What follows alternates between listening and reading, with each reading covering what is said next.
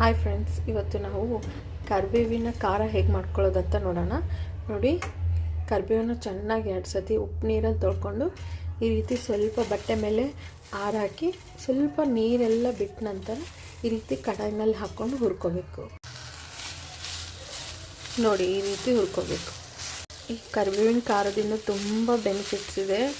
Hairs ಏನಾದರೂ ಬೆಳ್ಳಗಾಗ್ತಾ ಇದೆ, hair growth ಆಗ್ತಾ ಇಲ್ಲ, ಹೇರ್ಸ್ ಎಲ್ಲ ತಿನ್ನಿದೆ ಅನ್ನೋಂಥವ್ರು ಇದನ್ನು ಡೈಲಿ ನೀವು ಊಟ ಮಾಡೋಕ್ಕಿಂತ 2 ತುತ್ತಲ್ಲಿ ಇದನ್ನು ಹಾಕ್ಕೊಂಡು ತಿಂದರೆ ಕೂದಲೆಲ್ಲ ಚೆನ್ನಾಗಿ ಬರುತ್ತೆ ಮತ್ತು ಡೈಜೆಷನ್ನು ಚೆನ್ನಾಗಾಗುತ್ತೆ. ಈಗ ಸ್ವಲ್ಪ ಎಣ್ಣೆ ಹಾಕ್ಕೋಬೇಕು. ತುಂಬ ಟೇಸ್ಟಿಯಾಗಿರುತ್ತೆ. ಇದನ್ನು ನೀವು ಯಾವುದಾದ್ರೂ ಕರೀಸ್ ಮಾಡುವಾಗೂ ಫ್ರೈಸಲ್ಲಿನೂ ಹಾಕ್ಬೋದು.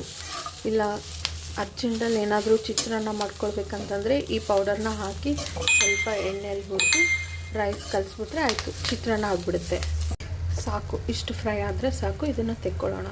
ಈಗ ನೋಡಿ, ಅಗಸೆ ಬೀಜ, ಫ್ಲ್ಯಾಕ್ಸ್ ಸೀಡ್ಸ್, ಮೆಂತೆ ಮತ್ತು ಮೆಣಸಿನ್ಕಾಯಿ ಮೂರನ್ನು ಹಾಕಿ ಹುರ್ಕೊಳ್ಳೋಣ.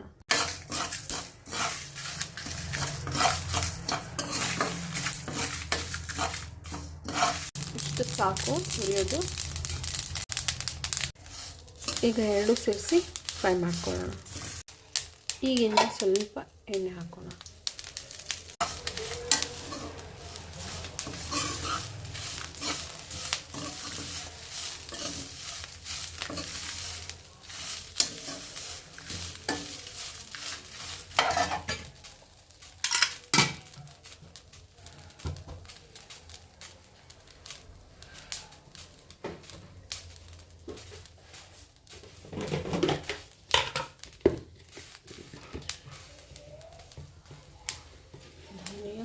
ಜೀರಿಗೆ,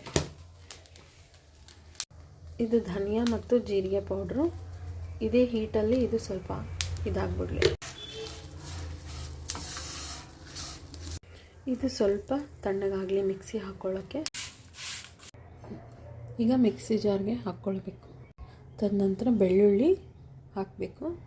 ಬೆಳ್ಳುಳ್ಳಿ ನಿಮಗೆ ಇಷ್ಟ ಆದರೆ ಇನ್ನೂ ಜಾಸ್ತಿ ಹಾಕ್ಕೋಬೋದು. ಖಾರ ಪುಡಿ, ನಿಮ್ಗೆ ಎಷ್ಟು ಖಾರ ಬೇಕೋ ಅಷ್ಟು ಹಾಕ್ಕೊಳ್ಳಿ. ಉಪ್ಪು. ಈಗ ಇದನ್ನು ಗ್ರೈಂಡ್ ಮಾಡ್ಕೊಳ್ಳೋಣ. ಈ ರೀತಿ ಫೈನಾಗಿ ಪೇಸ್ಟ್ ಮಾಡಿಕೊಂಡು ಸ್ಟೋರ್ ಮಾಡಿ ಇಟ್ಕೊಳ್ಬೋದು. ಇದು 1 ವೀಕ್ ತನಕ ಹೊರಗಡೆ ಇರುತ್ತೆ. ಸೊ ಸೀಸನ್ನ ನೋಡಿಕೊಂಡು, ಸಮ್ಮರಲ್ಲಾದರೆ ನೀವು ಫ್ರಿಜ್ಜಲ್ಲಿ. ಚಾನಲ್ನ ಫಾಲೋ ಮಾಡಿ, ಲೈಕ್ ಮಾಡಿ.